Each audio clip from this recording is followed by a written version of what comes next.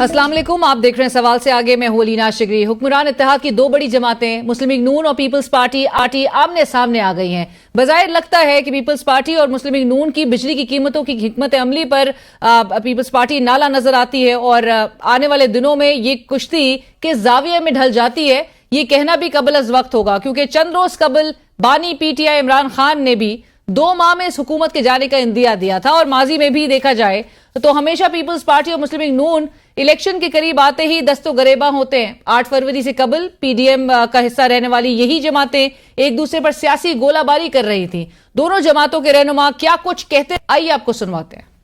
मियां साहब को chief justice Iftikhar Chaudhary और जनरल पाशा के वक्त मियां साहब को 2 तिहाई अक्सरियत दिलवाया गया। सेलेक्ट होने के लिए तैयार है तो हमारे रगों में ये सिलेक्ट होने वाला सिलसिला नहीं है।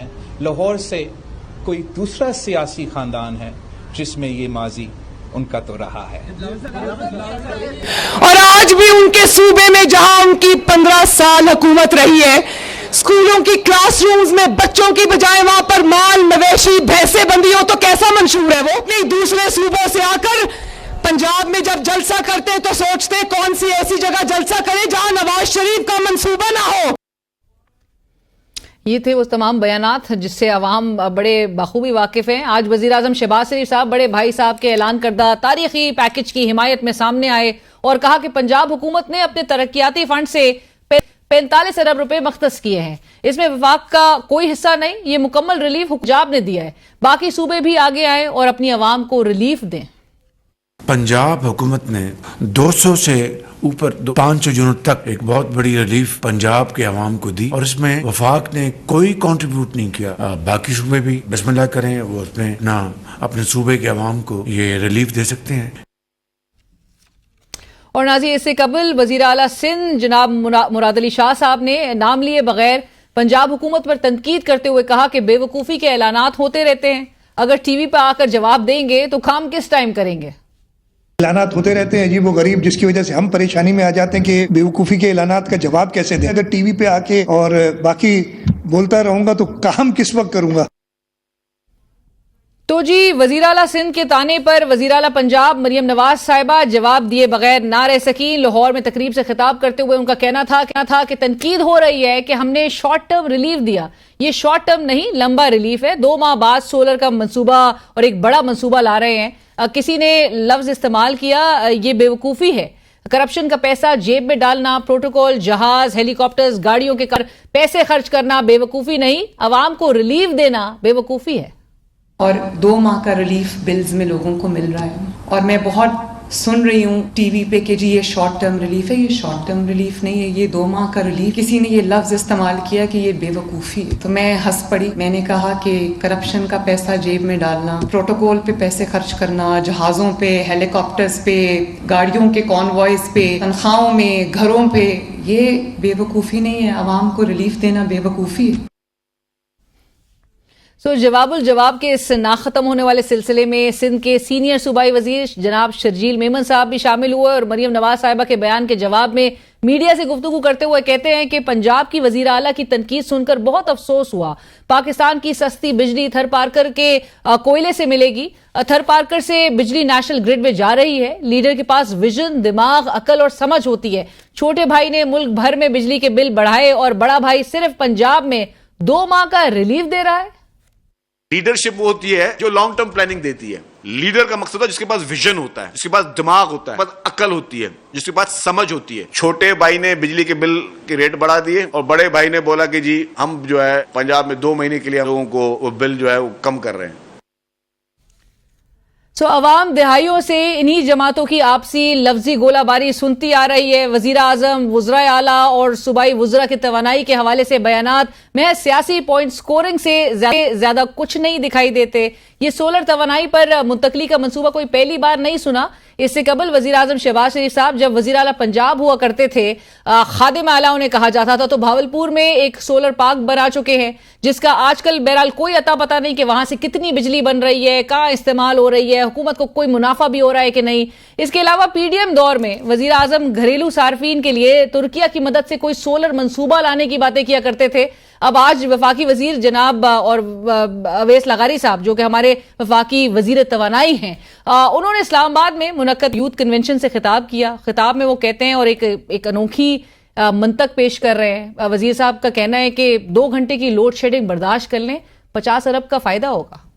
آپ کے پنکھے جب آن ہوتے ہیں تو 9000 میگا واٹ بجلی صرف پنکھے استعمال کرتے ہیں. ہم کیوں زیادہ ادا کر رہے ہیں؟ ہماری بجلی مہنگی ہے، 100% مہنگی ہے، اس میں کوئی شک ہی نہیں. ہم ریجن کے اندر سب سے مہنگی بجلی پرووائڈ کر رہے ہیں. اور ناظرین، آج انسداد دہشت گردی کی عدالت نے سابق وزیر اعظم عمران خان صاحب کی اہلیہ بشرا بی بی کو 9 مئی کے 12 مقدمات سے ڈسچارج کر دیا. راولپنڈی پولیس نے جسمانی ریمانڈ کی استدعا کی تھی جسے عدالت نے خارج کیا اور بشرا بی بی کو تمام مقدمات میں بری کر دیا. بشرا بی بی کے وکیل بیرسٹر سلمان صفدر کا میڈیا سے گفتگو کرتے ہوئے کہنا تھا کہ کافی دنوں کے بعد عدالت کا ایک خوشائن فیصلہ آیا ہے. اس فیصلے سے بانی پی ٹی آئی کے مقدمات پر بھی فرق ضرور پڑے گا. اور ناظرین، مریم نواز صاحبہ وزیر اعلیٰ پنجاب جو کہ کہتی ہیں کہ جو 2 ماہ کے لیے ایک ریلیف عوام کے لیے اناؤنس کیا گیا ہے وہ شارٹ ٹرم ریلیف جو ہے وہ نہیں ہے، یہ 2 ماہ کا ریلیف ہے. ساتھ ساتھ آپ کے منسٹر آف پاور اویس لغاری صاحب وہ یہ بات ایڈمٹ کرتے ہیں کہ اس وقت خطے میں سب سے مہنگی بجلی جو ہے وہ ہم استعمال کر رہے ہیں. گورننس کی اس وقت ایک کرائسس سچویشن نظر آ رہی ہے، باوجود اس کے اعلانات بڑے ہو رہے ہیں اور میاں صاحب نے بڑے طویل عرصے بعد اپنی خاموشی توڑی ہے جس میں یہ تمام بڑے تاریخی پیکج کا اعلان کیا گیا ہے. اس حوالے سے بھی گفتگو ہوگی اور جو گزشتہ ہفتے کی جو ڈیولپمنٹس تھیں اور اب جو بانی پی ٹی آئی کو جس طرح سے لگ رہا ہے کہ جنرل ریٹائرڈ فیض حمید صاحب کو ان کے خلاف وعدہ معاف گواہ بنایا جائے گا. گفتگو کرتے ہیں، ہمیں جوائن کریں محمد زبیر صاحب، آلدو ہی نیڈز نو انٹروڈکشن، سینئر سیاستدان ہیں، سابق گورنر سندھ. زبیر صاحب السلام علیکم. السلام علیکم. بہت شکریہ زبیر صاحب فار جوائننگ اس. اب زبیر صاحب لیٹس بگن ود جو گزشتہ ہفتے کی ہم نے ڈیولپمنٹ دیکھی ہے. سابق D G I S I کا جس طرح سے ان کے خلاف جو ہے وہ کارروائی کا آغاز ہوا ہے، انپریسیڈنٹڈ ہے، ملکی تاریخ میں پہلی بار ہمیں نظر آ رہا ہے. اور ایک وہ شخص اور جو کہ آپ ابھی ناظرین کو بھی بتائیں گے کہ جن کے حوالے سے ایک تاثر تھا کہ بڑے انفلوئنشل جنرل فیض جو ہے وہ ہمیشہ سے رہے ہیں. آپ کے ان کے ساتھ انٹریکشنز میں آپ کی اسسمنٹ کیا تھی ان کے بارے میں؟ میں اس وقت بھی یہ سوچتا تھا اور اب بھی میرا کوئی چینج نہیں ہوا کہ دیکھیں ایک کسی بھی پوزیشن پر کوئی شخص بھی ہو اس کے پاس اتنی پاورز ہوں، وہ اتنا پاورفل ہو کہ وہ اپنی مانی کر سکے اور اپنی جو بھی وہ سوچتا ہے کرنے کے حوالے سے، پولیٹکس کے حوالے سے، بیکاز ہمیں وہ فوجی سائیڈ تو نہیں پتا، ہم تو پولیٹیکل سائیڈ کی بات کر رہے ہیں کہ جو جنرل فیض کا جو انفلوئنس تھا پولیٹیکل میٹرز میں وہ اتنا فار ریچنگ تھا، اتنی پاورز تھیں کہ وہ کسی بھی جمہوریت میں یا کسی بھی کنٹری صحیح نہیں ہوتا. You don't allow any one to have so much power کہ whatever he wants to do کسی کی آپ پکڑی اچھال لیں وہ بھی کر سکیں، بزنس مین بھی آپ کے پاس آ کے آپ کے پاؤں میں گرے ہوئے ہوں، پولیٹیشنز بھی آپ سے مانگ رہے ہوں کہ کچھ نہ کچھ فیورز، کوئی سینیٹر بننا چاہتا ہے، کوئی کچھ بننا چاہتا ہے. But he was not the first one. اور سب سے بڑا کوشچن ہے was he the last one? کیونکہ یہ بڑا امپورٹنٹ ہے کہ جب آپ پرابلم کو فکس کرنے جاتے ہیں کسی بھی ملک میں یا کسی بھی آرگنائزیشن میں ایک چیز غلط پکڑی جاتی ہے تو وہ تو آپ ضرور اس کو ڈگ آؤٹ کرتے ہیں کہ اس کو کیا ہوا تھا. بٹ اس سے زیادہ far more important is have we fix the problem for now? Is it happening now? اور is it going to be repeated in the future? Right, and like آپ کو یاد ہوگا کہ پوسٹ ریٹائرمنٹ ان کی ایکٹیویٹیز پہ زیادہ سٹریس جو ہے وہ نظر آتا ہے، جو آپ ذکر کر رہے ہیں اور جس طرح سے وہ انفلوئنس وہ تو ان کی حاضر سروس اس وقت کے وقت کی آپ بات کر رہے ہیں. جی حاضر سروس کے وقت کی بات کر رہا ہوں میں اس وجہ سے کیونکہ انٹریکشن ہی مجھے ایکشن نہیں ہے. زبیر صاحب اس پر یہ تو اب ظاہر سی بات ہے جو جنہوں نے کیس بنایا وہ بتا سکیں گے کہ why it is only limited to post retirement. کیونکہ یہ تو بڑا امپورٹنٹ ہے کہ ایک فوجی افسر اس کی جو بھی پوزیشن جو بھی حیثیت ہو اور جو سب ایگری بھی کرتے ہیں کہ ان کا کانسٹیٹیوشنلی کوئی رول نہیں ہے پالیٹکس میں. سر آپ کی کیا ریڈنگ ہے ویسے کہ why is it related to just post retirement activities؟ میں تو تھوڑا سا سرپرائز ہوا تھا بٹ وہ جس طرح فیصل واڈر نے کہا تھا کہ پہلا پارٹ نہ پڑھیں آپ، وہ جو ٹاپ سٹی کا کیس تھا، سیکنڈ پارٹ پڑھیں اور second part is more important وہ پوسٹ ریٹائرمنٹ کے سلسلے میں. اور جو عمران خان صاحب بھی پہلے سے ہی وہ پریمپٹ کر رہے ہیں کہ ان کے خلاف ان کو ایک اپروور بنایا جائے گا. بٹ زبیر صاحب let's go back to April 2019 also, جب خواجہ آصف صاحب جو ریولیشنز انہوں نے اس ایک سال کے عرصے میں کی, انہوں نے کہا کہ فیض صاحب اتنے انفلوئنس رکھتے تھے کہ وہ آفر کر رہے تھے حکومت آپ کی اس وقت کی اپوزیشن کو, اور آپ لوگ کو باقاعدہ طور پہ کہا جا رہا تھا. سو واقعی انہوں نے یہ آفر کی تھی کہ پہلے آپ پنجاب لے لیں اور پھر سال کے آخر میں 2019 میں آپ کو سینٹر بھی دے دیں گے. Coming from a sitting defence minister case تو اس پر بنانا چاہیے تھا کہ جی آپ کو جب انہوں نے آفر دی تھی 2019 میں تو وہ حاضر سروس تھے اور انہوں نے وہ اس کی گواہی بائی دا وے مجھے کوئی اس میں شک نہیں ہے کہ جو خواجہ آصف کہہ رہے ہیں وہ سچ ہی بول رہے ہیں. اور انہوں نے بتایا کہ جنرل باجوہ کے جو سسر تھے ان کے گھر پر بیٹھ کے یہ آفر دی گئی تھی. اور اس میں 2-3 ایسپیکٹس ہیں جو خواجہ آصف کے جو بہت ہی لیکن ویسے آپ کو حیرت نہیں ہوا زبیر صاحب کہ جنرل باجوہ کے سسر کی پوسٹ ریٹائرمنٹ ایکٹیویٹیز پر اعتراض نہیں ہوا, لیکن جنرل فیض کی پوسٹ ریٹائرمنٹ ایکٹیویٹیز جو ہے وہ اسٹیبلشڈ ہے. یہ بھی بڑا انٹرسٹنگ ہے, لیکن اس میں ایک فرق ہے اس حوالے سے. To be fair with authorities جنہوں نے کیس بنایا ہے کہ جنرل امجد ان کا نام تھا شاید, جنرل باجوہ کے فادر ان لا کا, ان کو ریٹائر ہوئے بہت عرصہ گزر چکا تھا اور the position that he held before retirement I don't think so وہ اتنی سگنیفیکنٹ تھی جتنی ایک جنرل فیض کی تھی. تو اس حوالے سے تو ڈفرنس تو بہت بڑا ہے. لیکن سٹنگ ظاہر بات ہے آئی ایس آئی چیف وہ آفر کر رہے تھے ان کو جو آج کے ڈیفنس منسٹر ہیں, اور وہ بھی بڑی انٹرسٹنگ آفر تھی کہ جی آپ پنجاب لے لیں اور پھر اس کے بعد فیڈرل گورنمنٹ لے لیں دسمبر میں. اور ایکسٹینشن کا بھی انہوں نے پوچھا تھا کہ جی آپ جنرل قمر باجوہ کو ایکسٹینشن دیں گے, جس پر کمٹ کیا انہوں نے ڈیفنس منسٹر نے خواجہ آصف نے کہ جی ہم ایکسٹینشن دیں گے without any thing in return. تو میں اس میں ہمیشہ لینا یہ کہتا ہوں کہ پہلی بات تو یہ بڑے عجیب سی بات ہے بھائی آپ کیوں ایکسٹینشن آفر کر رہے تھے, and coming from Nawaz Sharif who has a record of not giving extension to any army chief. مطلب کوئی انہوں نے ایک آرمی چیف سے ساتھ گزارا نہیں کیا تھا. آپ قریب تھے نواز شریف صاحب کے بڑے, اس وقت نواز شریف صاحب نے کیسے ریاکٹ کیا تھا جب ان کو انفارم کیا گیا کہ جی یہ آفر کی گئی ہے؟ نہیں میں تو یہ کہہ رہا ہوں کہ جب انہوں نے خواجہ آصف نے جو آفر دی ہوگی اور ایگری کیا ہوگا کہ ہم ان کو ایکسٹینشن دینے کا ہم نے ایگری کر لیا تھا, تو it must had the blessing of Nawaz شریف.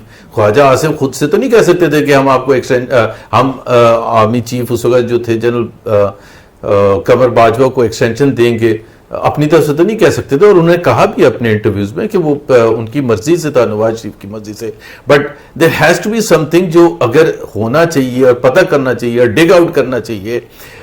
میں تو ایون اینکرز کو بھی حیران ہوتا ہوں کہ وہ اس بات پر نہیں پوچھتے کہ بھائی کیوں ایکسٹینشن دے رہے تھے آپ, گیو می ون گڈ ریزن. آپ تو ان کو بلیم کرتے تھے کہ 2018 میں اکھاڑ پچاڑ جو ہوئی تھی وہ ساری ان کی وجہ سے ہوئی تھی, 2017 میں جو پناما ہوا تھا ان کی وجہ سے ہوا تھا, ڈان لیکس ان کی وجہ سے ہوئی تھی, پارٹی کو توڑ پھوڑ کی گئی, سزائیں دلوائی گئی. اور اب آپ contrary to your standard that you have said کہ آپ ایکسٹینشن نہیں دیں گے جب آپ مور پاورفل پوزیشن میں ہوتے تھے, اب آپ کیوں ایکسٹینشن دینے کے لیے تیار ہو گئے تھے؟ And was it not a serious blunder on the part of the party to have given the extension despite the fact that he had played havoc with the party.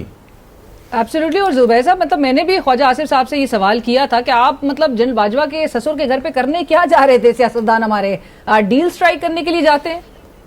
وہ کہتے کوئی ڈیل تھی نہیں, ڈیل تو ہوتی ہے نا, to way traffic ہوتی ہے کہ اچھا ہم یہ کریں گے آپ کے لیے, آپ کیا کریں گے. میاں صاحب نے کہا تھا کہ آپ نے کسی چیز پہ اگری نہیں کرنا, انکنڈیشنل ہم نے وہ دیا ہے. انکنڈیشنل کیوں دیں گے؟ مطلب now Khawaja Asif has to come out and say کہ کیوں, مطلب ایک بات تو ہونی چاہیے نا. اور بائی دا وے آپ جو میرے سے پوچھ رہی تھی نا, مجھے تو بالکل بھی نہیں اس کا پتا تھا until unless Khwaja Asif has spoken out in recent months اس چیز کی ریولیشن کی ہے. 99% پارٹی کے کسی شخص کو بھی نہیں پتا تھا کہ خواجہ آصف کی اس قسم کی میٹنگز ہوئی ہیں. اور جو یہ سلسلہ ایکسٹینشن کا شروع ہوا تھا وہ تو اپریل 2019 میں شروع ہو گیا تھا.